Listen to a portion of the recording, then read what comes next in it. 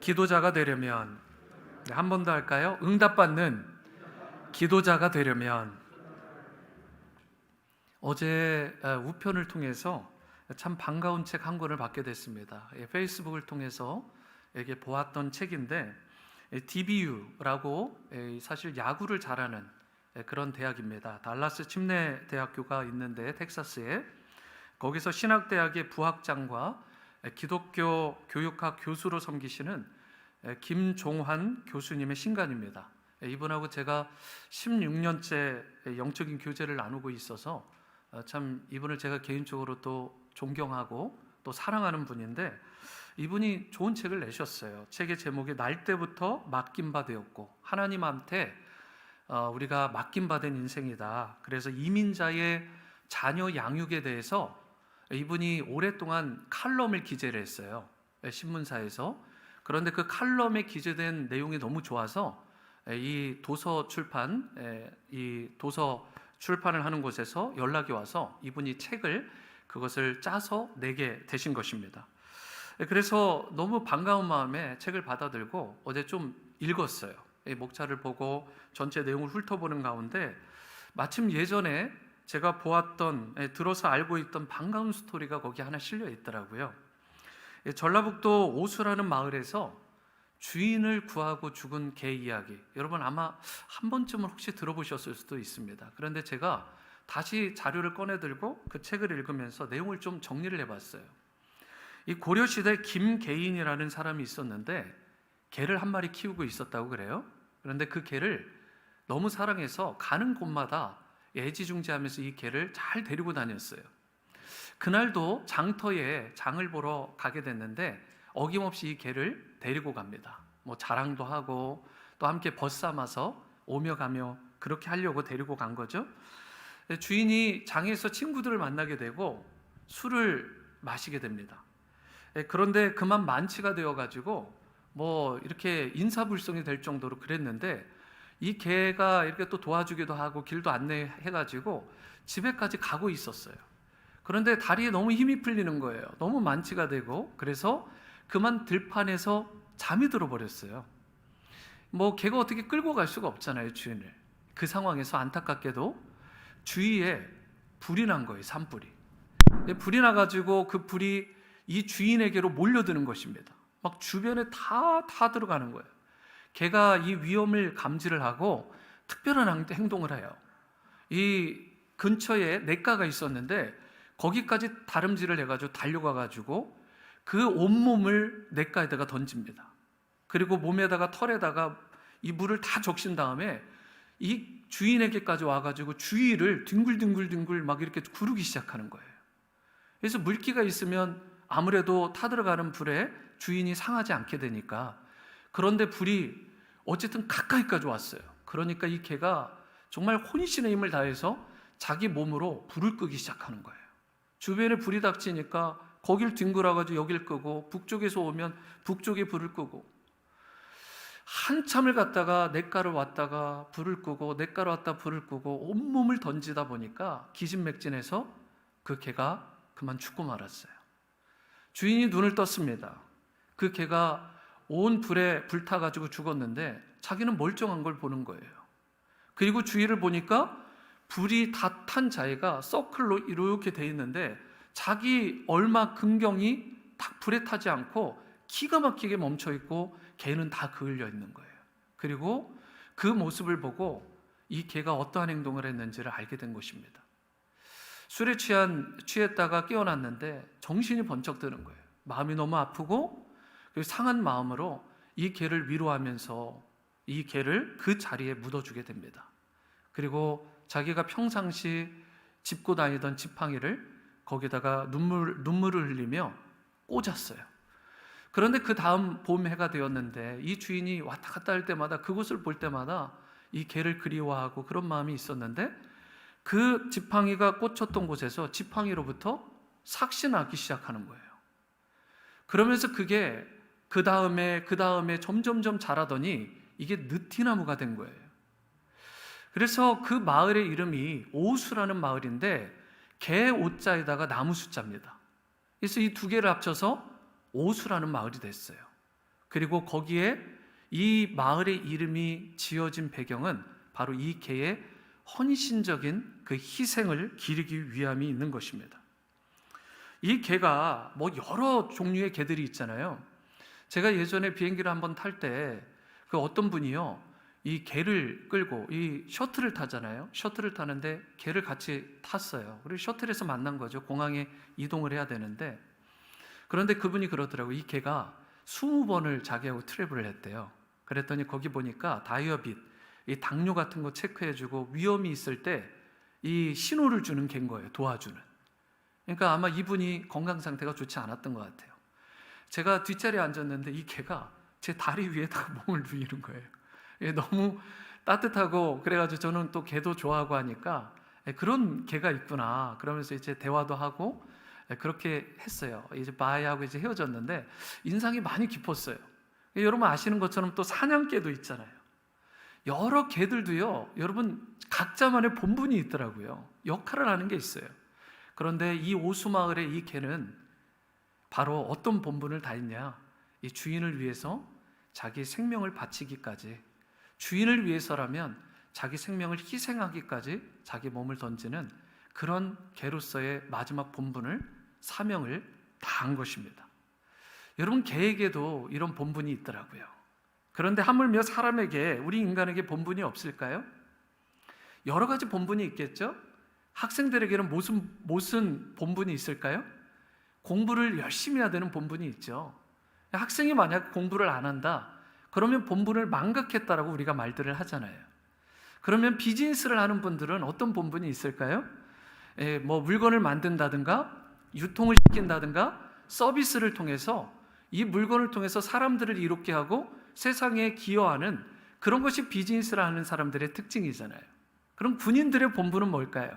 잘 아시는 것처럼 이런 국방을 튼튼하게 해야죠. 나라를 든든하게 지켜야 되는 거예요. 그래서 정말 절체절명의 위기 가운데 자기 몸을 희생해서까지 나라를 지켜내는 것이 군인의 본분이라고 말할 수 있을 것입니다. 우리가, 여러분 이렇게 세상 사람들도 각자의 직업을 통해서 본분이 있는 것처럼 여러분과 저가 바로 크리스천들이잖아요. 우리 그리스도인들이 그러면 크리스천으로서 행해야 될 본분이 무엇일까? 이 부분을 고민해 봐야 되잖아요. 예수님을 나의 구원자로 삼았어요. 주님으로 모시게 되었습니다. 그렇다면 성도답게, 크리스천답게 우리가 해야 될 일이 있는데, 그것이 바로 성경에서는 하나님의 나라를 세우는 일이다, 주님의 나라를 확장하는 일이라고 말하는 거예요. 하나님의 나라가 이 땅 가운데 이루어지게 하는 일에 우리가 쓰임받는 것이 우리 크리스천의 본분이라는 것이죠. 그리고 많은 지금 힘들어하고 죽어가고 또 시름시름 앓고 있는 이 땅의 영혼들을 회복시키고 이 세상을 변화시키는 주체로 쓰임받는 것이 바로 크리스천의 사명이고 본분인 것입니다. 그런데 이처럼 하나님 나라를 세워가고 주님의 일꾼으로서 많은 영혼들을 세우고 회복하는 주체로, 변화의 주체로 쓰임받아야 되는데, 여러분 이 일이 쉬울까요? 쉽지 않잖아요. 이 일을 할 때 여러분 왜 난관이 없겠습니까? 어려운 일들이 정말 많고 막아서는 대적들도 있죠.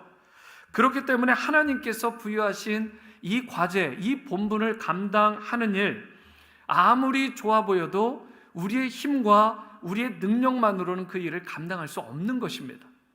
그래서 하나님께서 우리에게 이 일을 온전히 감당할 수 있도록 툴을 주셨어요. 우리 인생에 반드시 필요한 그 수단을 주셨는데, 그 방법이 무엇이냐? 바로 기도라는 것입니다. 하나님의 일을 할 때, 우리가 크리스천으로서의 본분을 할 때 기도가 없이는 그 본분을 제대로 감당할 수 없는 거예요. 비록 우리의 힘이 좀 부족하더라도 우리가 기도하게 되면 하나님께서 열어주시는 것입니다. 우리가 혹 영적 전쟁에서 열세에 몰리거나 궁지에, 수세에 몰리더라도 기도하면 하나님께서 권세를 우리에게 주셔서 그분의 그 능력으로 판세를 뒤집어 주시는 거예요. 그렇기 때문에 우리가 소유한 가장 중요하면서도 가장 소중한 능력의 원천을 뽑으라면 그것은 기도라고 말할 수 있습니다. 여러분, 초대교회를 보면 엘리트나 일부 권세자들을 통해서 초대교회가 세워진 게 아닙니다. 초대교회는 아예 처음부터 기도하는 교회였어요. 말씀을 묵상해 보세요. 초대교회에 기도가 빠지면 그건 초대교회가 아니에요. 교회가 처음 세워질 당시에 120명의 하나님을 경외하는 자들, 예수님의 제자들이 모였어요. 그리고 마가 요한의 다락방에서 간절히 기도했을 때, 성령 받기를 간절히 기도했을 때 성령의 불이 임합니다. 각자에게 임해요. 그리고 나서 성령의 기름 부으심으로 인해서 초대교회가 강력하게 그 시작을 할 수 있었던 것입니다. 그 이후에 이 초대교회는요, 무슨 일을 하든지 어떠한 일을 실행하든지 항상 기도로서 그 모든 일을 진행해 나갔어요. 그게 바로 초대교회였습니다. 여러분, 주님께서 우리에게 원하시고 또 우리의 개인뿐만 아니라 가정뿐만 아니라 우리 온누리 침례교회 공동체 가운데 간절하게 원하시는 게 뭐냐? 기도의 능력을 회복하는 것입니다. 기도의 불이 다시금 임하는 거예요. 초대교회의 그 기도의 역사가, 그 간절함이 회복될 때 하나님께서 그 공동체와 그 가정과 개인의 삶과 자녀들을 축복해 주시는 것입니다. 사도 바울도 그래요. 그가 수많은 사역들을 감당했습니다. 그가 교회를 세우지 않고 복음을 전하지 않았다면 저는 그렇게 생각해요. 우리 어쩌면 여기 있는 여러분과 제가 이 자리에 앉아있지 못했을 수도 있습니다. 사도 바울의 헌신 때문에, 그의 희생 때문에 오늘날 여러분과 제가 이 자리에 있게 되는 것입니다. 여러분, 우리가 주님께서 우리 교회와 성도들에게 맡겨진 사명을 감당하려면 기도가 필수적이에요. 우리 삶에도 왜 장애물이 없고 왜 어려움이 없겠습니까? 우리의 의지와 상관없이 인생이 기울여지기도 하고 난관이 벌어지기도 하는 것입니다. 어떤 분은 직장 생활에 어려움을 겪기도 하고요. 또 어떤 분은 비즈니스를 했는데 사업이 기울어지는 그런 일도 있을 수 있습니다. 어떤 분은 가정이 기울어져서 가정의 위기에 처한 분들도 있을 수 있어요. 그런데 우리의 능력으로 기울어진 인생을 다시 회복할 수 있으면 좋겠지만 여러분, 결코 우리의 힘만으로는 기울어져 가는 그 판세를 어떻게 뒤집어낼 수가 없어요. 역전시킬 수가 없는 것입니다. 그때 우리가 겸손히 주님께 나아가서 기도하게 되면 우리가 주님의 응답과 역사하심이 우리 인생의 판도를 바꿔주시고 다시 일어서게 하시고 부흥케 하시는 것입니다. 그러므로 교회든 가정이든 개인의 삶이든 주님께서 우리에게 분부하신 뜻과 목적을 우리가 온전히 이루면서 살기 원한다면 바르게 기도하고 응답받는 축복을 우리가 누려야 하는 것입니다. 오늘 본문에 보시면 기도를 통해서 나타난 놀라운 역사, 기도 때문에 영적인 판세가 뒤집어진 이 갈멜산 사건의 주역인 엘리야의 기도에 관한 스토리가 있는데요. 우리가 어떻게 하면 바른 기도를 주님께 올려드림으로 응답과 축복받는 인생이 될 수 있을까? 오늘 말씀을 통해 이것에 대해서 함께 나누기를 원합니다. 첫 번째, 우리가 응답받는 기도자가 되려면 무너진 제단을 다시 쌓아야 됩니다. 무너진 제단을 다시 쌓아야 된다. 우리가 먼저 무너진 제단을 쌓아내지 않으면 결코 응답받는 기도자로 살아갈 수가 없는 것입니다. 30절 말씀이에요. 엘리야가 모든 백성을 향하여 이르되 내게로 가까이 오라. 백성이 다 그에게 가까이 가매 그가 무너진 여호와의 제단을 수축하되. 여러분, 여기서 제단은 번제단을 말하죠. 번트 아퍼링, 이 제물을 태워서 올려드리던 예배의 제단이 번제단인데 이 제단을 회복했다라고 이야기를 하고 있어요. 여러분, 회복을 했다라는 것은 무너졌다는 뜻이잖아요. 원래 갈멜산에 하나님 앞에 올려드리던 바로 여호와의 제단이 있었어요. 그 번제단이 있었는데 지금은 그 번제단은 무너져 버렸고 뭐가 있어요? 이방신인 바알에게 올려주는 바알의 우상 제단이 있는 거예요. 그 우상 제단이 있는 상황에서 지금 하나님의 제단은 무너진 상태가 이스라엘의 상황이었습니다. 여러분, 그 상황에서 엘리야가 무엇을 선포하냐면 하나님의 제단을 보수하고 다시 수축해야 된다. 여호와의 제단을 다시 쌓아야 된다라고 선포한 것입니다. 그가 그리고 나서 기도를 해요.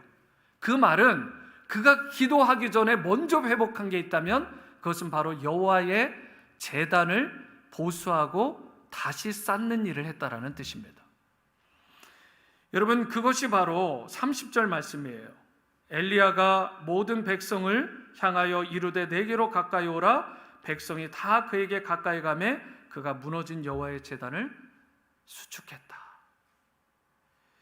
여러분, 우리가 기도하기 전에 무너진 제단을 회복해야 돼요. 무너진 제단이 무엇일까요? 우리의 삶 가운데 예배의 제단이 있을 수 있죠. 기도의 제단이 있을 수 있습니다. 말씀의 제단이 있을 수 있죠. 섬김과 봉사, 전도와 선교의 제단이 있을 수 있어요. 우리 가운데 제단을 쌓아야 되는데 우리 안에 마땅히 버려야 될 죄의 속성들도 있겠죠. 여러분, 엘리야가 하나님한테 기도하기 전에 자기가 무너진 이 제단을 이스라엘 백성과 함께 회복해야 된다라고 이야기를 하면서 제단을 쌓을 때 12개의 돌을 취해서 제단을 쌓습니다. 12개의 돌 하면 생각나는 게 뭐죠? 이스라엘의 12지파입니다. 12지파를 상징하는 돌을 쌓았는데 이 12지파의 돌을 쌓았다라는 뜻은 무엇이냐면 하나님과 이스라엘의 12지파 가운데 맺어졌던 언약을 다시 회복한다라는 의미가 여기에 담겨 있는 거예요. 왜요? 그동안 이스라엘이 일방적으로 하나님과의 관계를 깨뜨린 거예요. 하나님은 이스라엘을 향해서 한 번도 그분의 사랑과 그분의 관심과 그리고 그분의 손길을 거두신 적이 없습니다. 그런데 그 손길을 뿌리치고 하나님에게서 멀어진 것이 누구냐? 이스라엘 백성이에요. 여러분, 우리도 마찬가지 아닌가요? 우리는 때로 하나님한테 하나님 왜 나한테 응답하시지 않냐고, 내가 이렇게 어려움 가운데 있는데 왜 날 돌아보시지 않느냐고, 왜 내 신음에 이 부르짖음에 귀 기울이시지 않느냐라고 말할지 모르지만 가만 생각해 보세요. 하나님은 한 번도 우리에게 그분의 사랑과 관심을, 그 애정을 거두어 가신 적이 없습니다. 문제는 하나님이 아니라 나에게 있는 거예요. 내가 하나님에게서 멀어진 거예요. 하나님을 향해서 쌓아야 되는 예배의 제단이 소홀해졌고, 말씀의 제단을 소홀히 했고, 기도의 제단을 제대로 수축하지 못한 것입니다. 섬김과 봉사하면 어느 순간 특별히 팬데믹 기간이 되면서 내 마음 가운데 은근한 부담이 되고 아예 그것을 넘어서서 다시는 예전처럼 봉사 안 했으면 좋겠다. 섬김 그거 너무 귀찮은데 지금 너무 편하다. 여러분, 그런 마음이 든다면 우리는 다시금 헌신과 봉사의 제단을 쌓아야 될 줄 믿습니다. 우리가 팬데믹을 지나면서 어떤 분의 고백에 따르면 우리가 예전에는 좀 넓게 다른 사람들까지 관심을 가지고 기도도 하고 그분을 섬기기도 했는데 어느 순간 한 1년 한 7, 8개월 되면서 이 가까이 있는 사람 몇 명하고는 친하게 지내는데 다른 사람을 향한 관심과 애정이 식어버렸다라는 거예요. 저도 동일하게 느낍니다. 여러분 어떠십니까? 여러분, 우리는 제대로 하나님을 향한 사랑과 그리고 이웃을 향한 그 사랑과 섬김의 제단을 쌓아가고 있는지, 아니면 예배도 무너지고 기도도 무너지고 말씀도 무너지고 전도, 선교, 봉사 그리고 사랑도 무너져 버리진 않았는지. 여러분, 우리는 무언가 기도하고 하나님한테 구하기 전에 내가 보수하고 회복하고 제단을 다시 쌓아가야 될 것이 있지는 않은지 반드시 그것을 돌아봐야 됩니다. 그것을 다시 수축하지 않은 상태로 하나님한테 기도할 때 그 기도는 허공을 칠 수밖에 없는 거예요. 그 기도는 능력으로 나타나지 않을 수밖에 없는 것입니다. 오늘 여러분과 저에게도 무너지는 제단을 보수할 책임이 있어요. 하나님은 우리를 향한 사랑과 그 애정을 식지 않으십니다. 하지만 우리는 반드시 우리의 입장에서 하나님과의 관계, 이웃과의 관계에서 무너진 부분이 있다면 그것을 회복하는 제단의 보수 작업이 필요하다는 것입니다. 하나님과 우리 사이를 갈라놓는 죄의 문제도 심각하게 고려하고 해결해야 되는 거예요. 마음의 죄악이 가득하면 하나님과 나를 가로막고 있는 그 죄로 인해서 내가 아무리 기도해도 하나님한테 그 기도가 연락될 수 없게 되는 것입니다. 그러므로 내가 하나님한테 나갈 때 예배의 제단, 하나님 앞에 올려드리는 제단에 이 번제단을 올려드릴 때에 거기에서 하나님과 나 사이를 막고 있는 것이 무엇인지를 점검하고 바로 하나님한테 그 모든 것을 해결한 뒤에 기도의 제사를 올려드려야 되는 것입니다. 오늘 여러분과 제가 정직하게 자신의 심령을 살펴보고 혹 내 안에 주님이 기뻐하시지 않는 죄가 있지는 않은지 이 부분을 점검하고 하나님한테 온전히 토해내며 회개의 영을 구할 수 있기를 바랍니다. 요한일서 3장 21절에 이렇게 말씀해요. 사랑하는 자들아, 만일 우리 마음이 우리를 책망할 것이 없으면 하나님 앞에서 담대함을 얻게 된다. 여러분, 기도하기 전에 우리가 담대하게 하나님 앞에 나아가 부르짖기 전에 우리 가운데 해결돼야 되는 것은 우리 마음 가운데 하나님으로부터 책망받을 것이 없어야 된다는 말씀이에요. 하나님한테 책망받을 만한 것이 없다면, 내가 깨끗하다면 하나님한테 나아가는 담대함을 얻게 되고 그때 기도할 때 그 기도가 응답받는 축복을 누리게 되는 것입니다. 그러므로 오늘 이 예배 가운데 혹시라도 하나님과 여러분의 가정, 하나님과 우리 공동체 사이를 가로막고 있는 무엇이 있지는 않은지 그것을 점검해 볼 수 있게 되기를 바랍니다. 아직도 하나님께 자백하지 않은 죄의 찌꺼기가 있지는 않은지, 이것이 있다면 하나님께 가지고 나가 풀을 수 있게 되기를 바랍니다. 형제 자매 사이도 마찬가지입니다. 하나님과의 관계도 그렇지만 형제 자매 사이에도 내가 처리하지 않은 찌꺼기가 있다면 그 찌꺼기를 처리할 수 있게 되기를 바랍니다. 그래야 그 기도가 회복되게 되고 그 회복된 기도로 말미암아 주님의 역사가 일어나게 되는 것입니다. 저는 여러분들이 이런 응답받는 기도자로 세워지는 오늘 이 시간 되게 되기를 주님의 이름으로 축원합니다. 두 번째는 응답받는 기도자가 되려면 예수님 닮은 거룩을 회복해야 된다는 것입니다. 예수님 닮은 거룩함을 회복해야 된다. 32절 말씀입니다. 그가 여호와의 이름을 의지하여 그 돌로 제단을 쌓고 제단을 돌아가며 곡식 종자 두세 알을 둘 만한 도랑을 만들었다. 여러분, 제단을 쌓았어요. 예배의 제단입니다. 목재도 준비됐고 제물인 송아지도 이미 다 준비가 되어 있어요.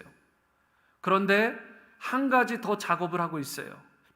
이 엘리야가 무슨 작업을 하냐면, 여러분 마치 텐트 주위에 비가 들어오지 못하도록 도랑을 파잖아요.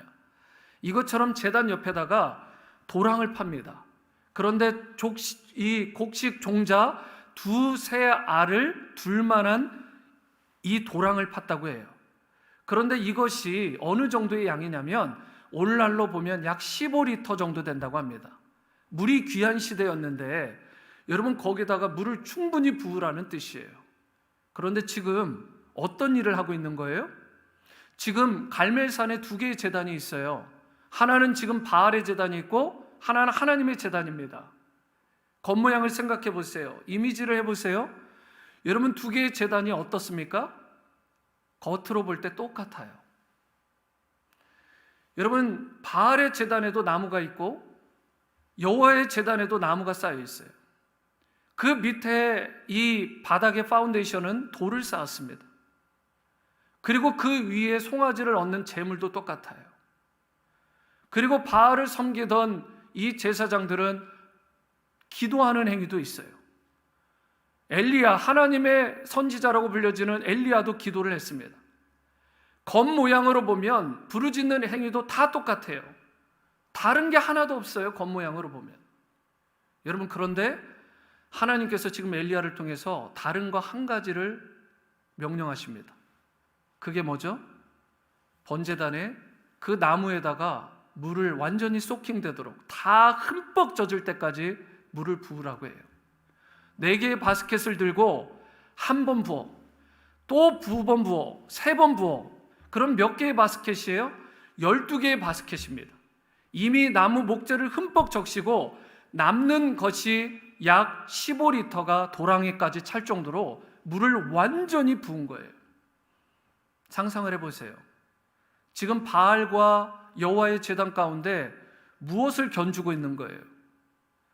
여러분, 나무가 태워져서 이 송아지 제물을 받아주는 쪽이 이기는 것입니다. 만약 지게 되면 어떻게 되죠? 목숨을 잃게 되는 거예요. 하나님께서 엘리야에게 나무에다가 물을 부으라고, 그것도 이 바짝 말라있는 나무가 되지 않게 불에, 인간적으로 보면 불에 붙지 않도록 완전히 흠뻑 적시라는 거예요. 여러분들 같으면 순종하실 수 있겠습니까? 엘리야는 우리와 성정이 똑같은 사람이에요. 얼마나 후덜덜덜덜 막 떨렸겠어요. 온몸이 덜덜 떨렸을 거예요. 그런데도 불구하고 여러분, 제사보다 나은 게 순종이잖아요. 그는 순종한 것입니다. 두렵고 떨린 마음이 왜 없겠어요?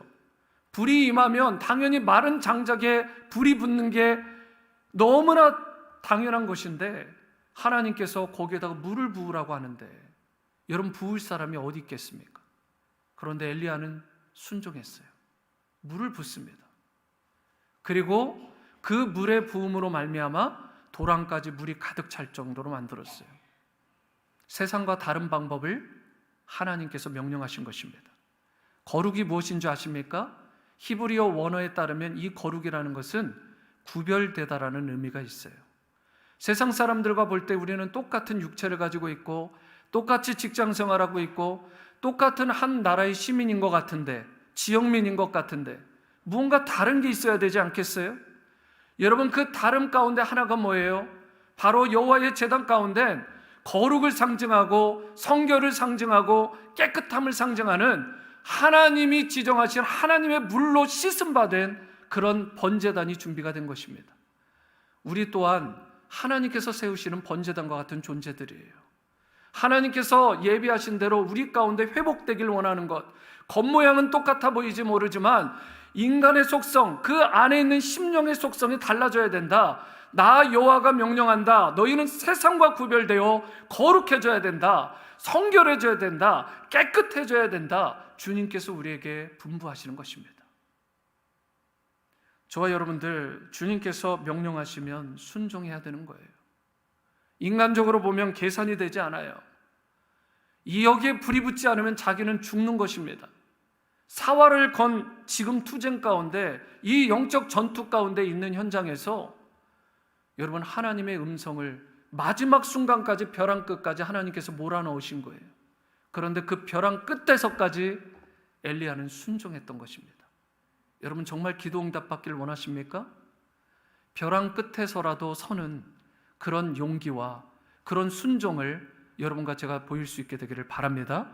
인간적인 이성과 계산과 한계 따위를 생각하지 말고 하나님께서 분부하시면, 하나님께서 명령하시면 순종해야죠. 그리고 나서 기도에 응답받을 걸 기대해야 되는 거 아닙니까? 그게 크리스찬이에요. 그게 성령의 사람이고 그게 그리스도의 사람인 것입니다. 저와 여러분들, 기도가 왜 응답되지 않느냐고요? 하나님께서 우리를 벼랑 끝에 몰아넣으실 때 우리가 그것을 거부하는 거예요. 하나님께서 분부하신 그 일을 행하라고 할 때 귀를 막아버리는 것입니다. 하나님께서 우리에게 성결을 원하시는데 그 거룩을 포기해버리고 세상과 타협해버리는 거예요.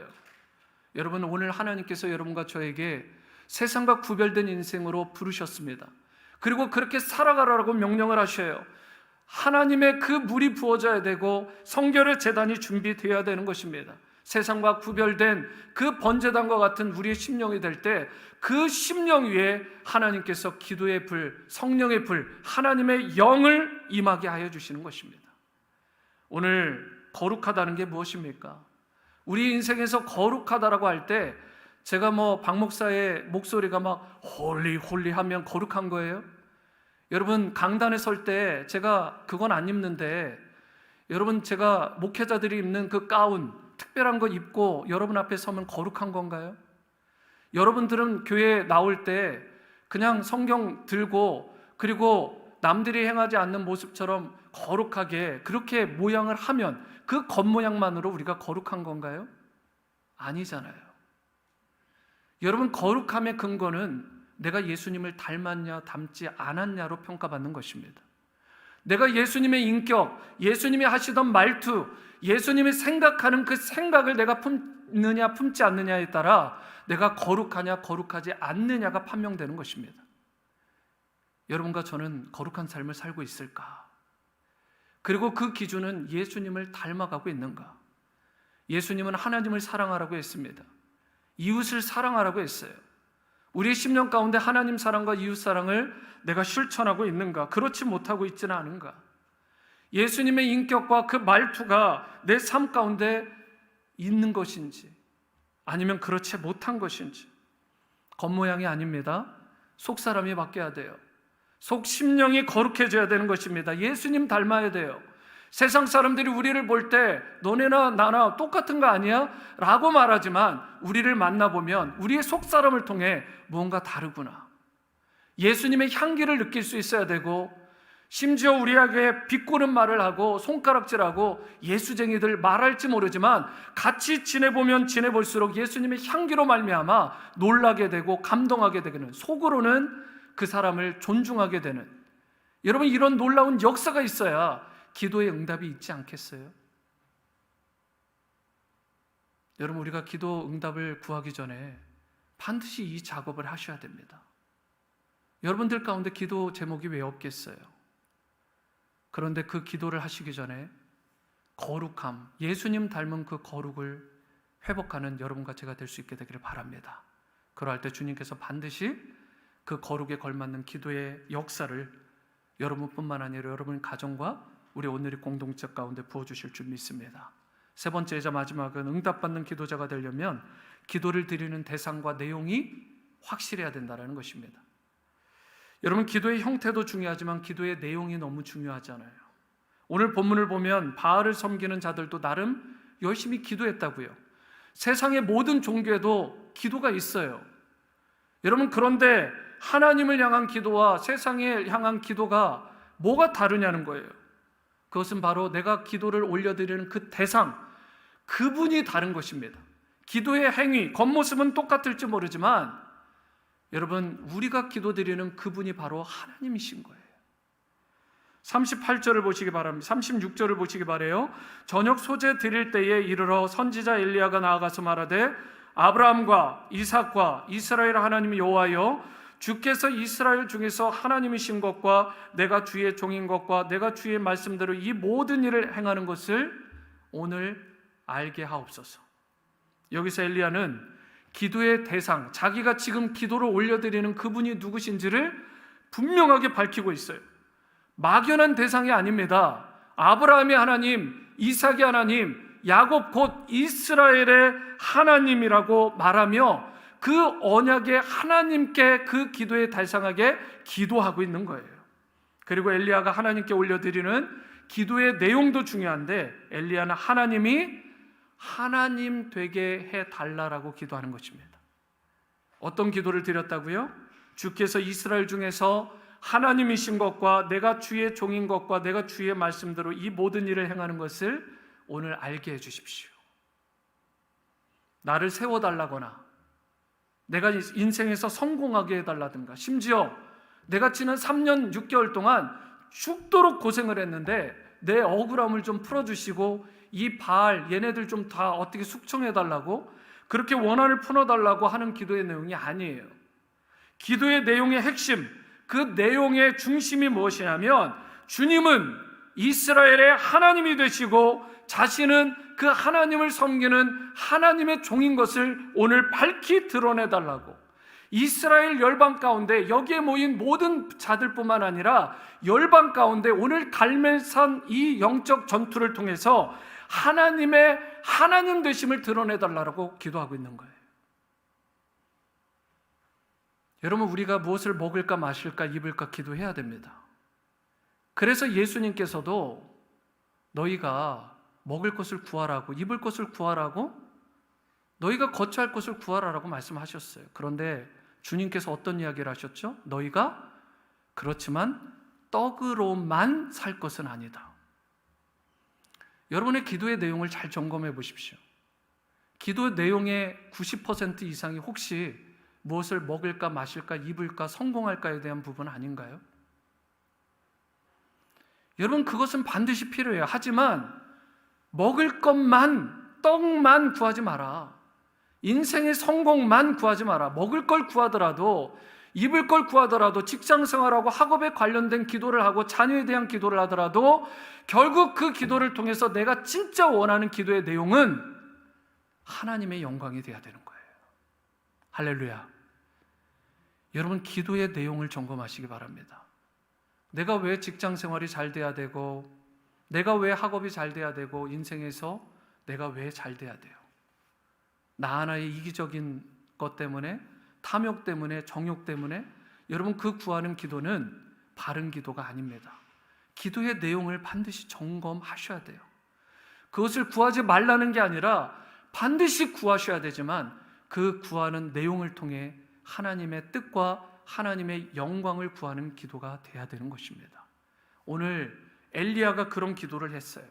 36절뿐만이 아니라 37절도 보세요. 여호와여, 내게 응답하옵소서, 내게 응답하옵소서. 이 백성에게 주 여호와는 하나님이신 것과 주는 그들의 마음을 되돌이키심을 알게 해주십시오. 하나님의 영광이 이들 가운데 온전히 드러나기를 원합니다. 여러분, 그러할 때 이 기도의 내용, 그리고 기도의 대상을 엘리야가 분명히 했을 때 38절과 같은 기도 응답의 역사가 일어난 거예요. 38절 마지막으로 함께 읽습니다. 시작. 이에 여호와의 불이 내려서 번제물과 나무와 돌과 흙을 태우고 또 도랑에 물을 핥은지라. 여러분, 이런 일이 과학적으로, 이성적으로, 합리적으로 일어날 수 있습니까? 여러분, 불보다 강한 게 물인데 물을 다 태워버리고 순간적으로 재물을 다 그냥 소진시켜버리시고 없애버리셨어요. 흔적도 없이. 젖어버린 그 번제단, 도랑의 물 한 방울까지도 다 핥아버리셨어요. 다 없애버리셨어요. 불이 임하게 하심으로. 여러분, 엘리야가 이런 기도자로 섰을 때, 하나님의 마음에 합한 기도자가 됐을 때 여호와의 불이 임하고 기적이 일어난 거예요. 이 기적이 엘리야 자신도 바꿔놨을 뿐만 아니라 이 역사를 보면서 주위에 있던, 그리고 이스라엘의 소문이 난 거예요. 이스라엘의 영적인 판도가 이때 크게 변화된 것입니다. 여러분, 우리에게도 이런 기도가 필요한 것입니다. 기도하면 나 자신이 먼저 바뀌어요. 그리고 기도하면 내가 가진 문제들이 해결되게 되어 있습니다. 기도하면 마음도 기뻐지고요. 기도하면 영과 육이 강건해지게 되어 있습니다. 그리고 지금껏 경험하지 못한 새로운 차원의 신령하고 신선한 역사와 기적들이 우리 가운데 반드시 임하게 되는 것입니다. 그것이 오늘 본문에서 주시는 여러분과 저를 향한 확실한 증거이고 교훈인 거예요. 이러한 역사와 기적을 위해서 주님께서 우리 교회 가운데, 성도님들 가운데 우리에게 특별히 준비된 번제단을 주셨습니다. 번제단은 다 준비되었어요. 그것이 바로 이번 주 금토 주일에 있는 가을 부흥회입니다. 이번 부흥회는 다른 누구를 위한 시간이 아니에요. 바로 나를 위한 시간입니다. 바로 여러분 자신, 나 자신을 위한 시간이라고요. 우리 모두에게 저마다의 기도 제목이 있어요. 그 기도의 제목들을 들고 주님 앞에 나아가서 주님의 말씀을 듣고 찬양하고 부르짖어 기도할 때 놀라운 응답과 축복과 회복을 부어주실 줄로 믿으시기 바랍니다. 여러분, 이번 주 금요 저녁 7시에 시작되는 가을 부흥회에 여기에 계신 분들 한 분도 빠짐없이 다 꼭 나오시기 바랍니다. 아이들을 위한 프로그램도 다 준비되어 있어요. 그리고 말씀의 능력과 성령의 기름 부으심으로 충만케 되는 여러분들 될 수 있게 되기를 바랍니다. 여러분, 기도하세요. 그럴 때 주님께서 하나님의 불을 준비된 번제단 위에, 여러분의 심령 위에 내려주실 줄로 믿습니다. 하나님의 불, 성령의 불이 임할 때 여러분의 가정이 변화되고 자녀와 배우자와 개인의 삶이 변화되고 우리 온누리 침례교회가 이 팬데믹 가운데서도 놀랍게 대반전의 시나리오를 쓰는, 판세가 뒤집어지고 하나님 앞에 가까이가 주님의 역사와 능력을 선포하는 교회로 다시 한번 비상하는 은혜를 경험하게 될 줄로 믿습니다. 이렇게 엘리야처럼 응답받는 기도자로 쓰임받는 여러분과 제가 다 될 수 있게 되기를 주님의 이름으로 축원합니다.